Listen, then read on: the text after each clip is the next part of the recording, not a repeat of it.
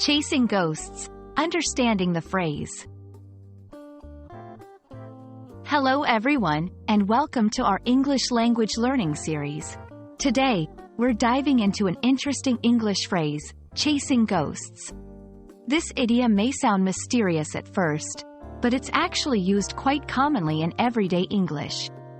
Let's explore what it means and how you can use it in your conversations.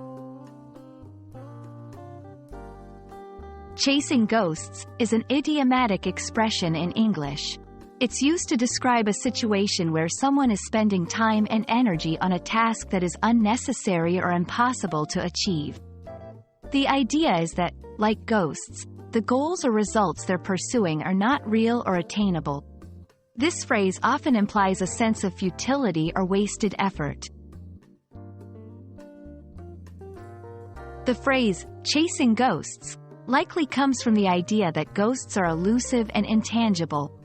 Trying to catch or chase a ghost would be futile because they can't be physically grasped.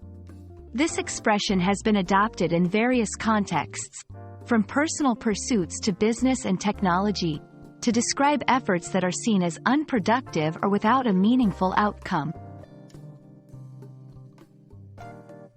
1. Work scenario. If an employee is working on a project based on outdated or incorrect information, a supervisor might say they are chasing ghosts. 2. Personal life. When someone is stuck in the past, trying to recapture lost moments or relationships, friends might say that person is chasing ghosts. 3. In technology. In software development, if a team is trying to fix a bug that doesn't exist or has been wrongly identified, they might be described as chasing ghosts.